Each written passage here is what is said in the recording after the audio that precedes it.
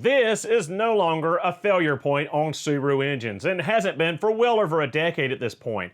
But there is a new issue on modern Subaru engines that has replaced this issue that might be as much or more to replace and remedy.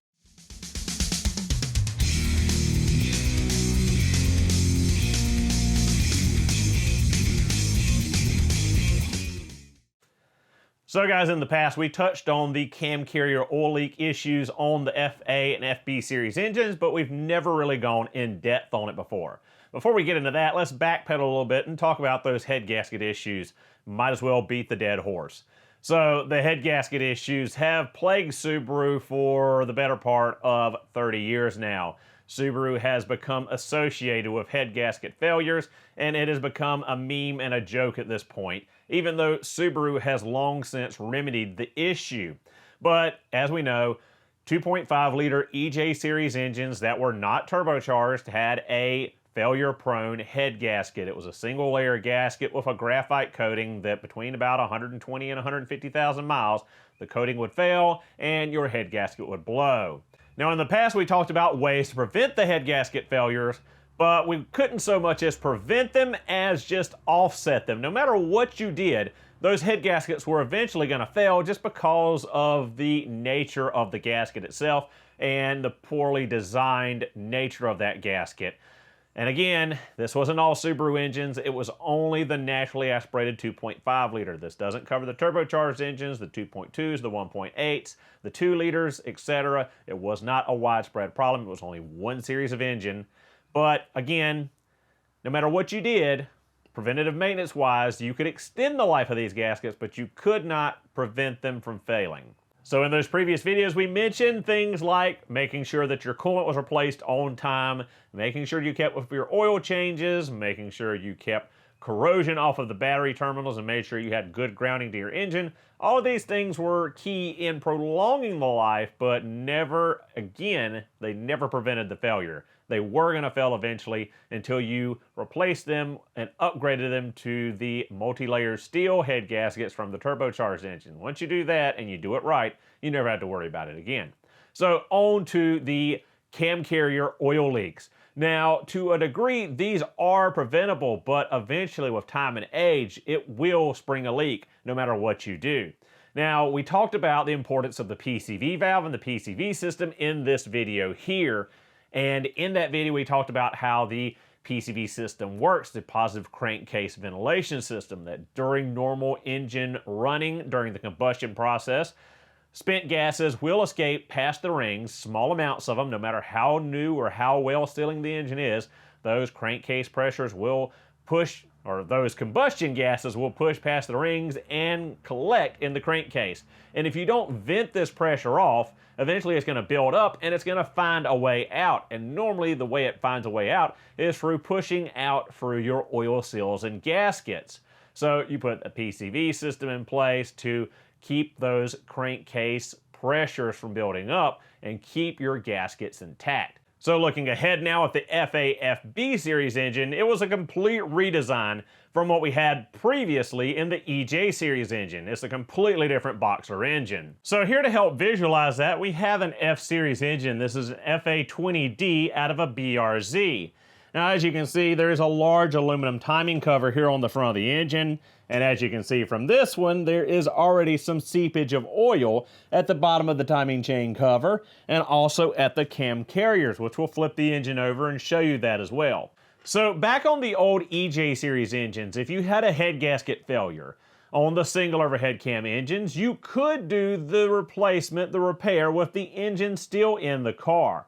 But it was difficult. Preferably, you would pull the engine and do the head gasket replacement and then reinstall the engine afterwards.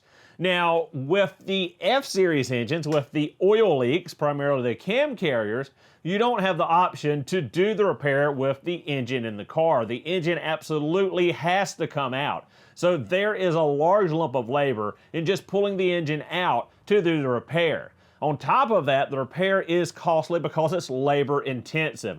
All of this has to come off, the timing chain cover, the chains, all of that has to come off to get to the heads, to get to the cam carriers. All of this is sealed with RTV silicone. all of it has to be removed, and when you remove it, you have to do so very carefully as it's on lightweight, soft aluminum parts. If it was steel, it'd be a different story, but being aluminum, is very easy to gouge or eat into aluminum with traditional methods of cleaning off surfaces, so it's more time consuming and more labor intensive. So guys, with the engine inverted and one cylinder head up, we can get a better look at what I'm talking about here. So you've got one of your engine block halves here, you've got your cylinder head here, you've got your cam carrier here, your cam cover, and timing chain cover. And as you can see right here from this buildup, we already had some leakage out of this engine prior to it failing from a spun rod bearing. But as you can see from the silicone, the RTV silicone squished out in all of these areas, that is what seals this engine up.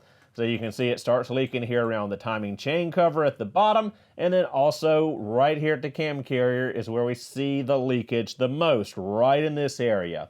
Now, your head gasket is located right here between the engine block and the cylinder head.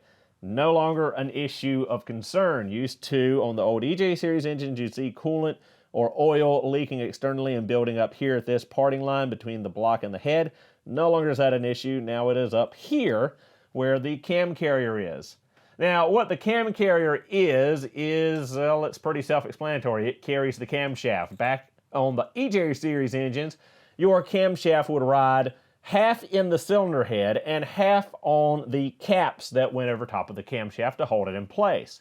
Well, that's no longer the case on the F-Series engines. Now the cam rides in the cam carrier with caps on top of the carrier to hold the camshaft in place, separate from the cylinder head. So now you've got another place to worry about oil leaking, and you know it does because it's just RTV silicone.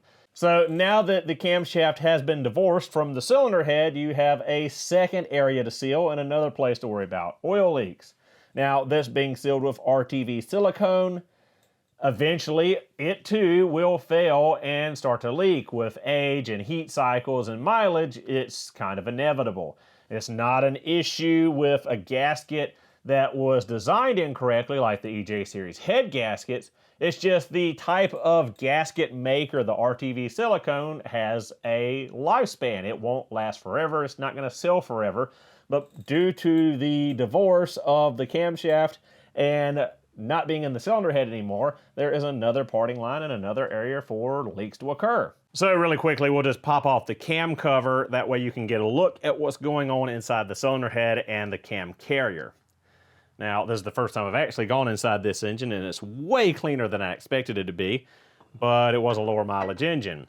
So as you can see, the camshafts here are actually riding in this cam carrier. They're not in the cylinder head. When you take off the cam carrier, all that you really have left with the cylinder head is the valve springs and the tubes for the spark plugs to go in. So radically different from looking at a dual overhead cam series EJ cylinder head, where the camshaft actually rides in the head itself. So hang on guys, before you go jumping in the comment section talking about how trash the new Subaru engines are and how they're even worse than the older Subaru engines, there are ways that you can prevent this or stave it off. Not indefinitely, but you can prolong the useful lifespan of these engines before you have to pull them out and reseal them. And the two main things you can do is keeping your PCV system in good working order, as we talked about in the PCV system video, and changing your oil on time and regularly. Not letting your oil go over, not letting stuff build up and crust up inside your engine, and making sure that your PCV system is working as it should will prolong and prevent these oil leaks from happening. Most of the time these oil leaks happen from a bad or faulty PCV system or a clogged PCV system where crankcase pressure builds up and it's got to find a way out of the crankcase somehow, and normally when it does, it's going to blow out these seals and gaskets, just as we said before. So keep it all in tip-top order and you will make it last longer than if you neglect it. So guys, there you have it, the new Achilles heel for Subaru Boxer engines. No longer are we worried about or talking about head gaskets. The head gaskets are perfectly fine. We're now worried about oil leaks. And again, we can stave off those oil leaks if we stay on top of our maintenance. Thank you guys so much for watching. Hope you enjoyed the video. I will see you all in the next one.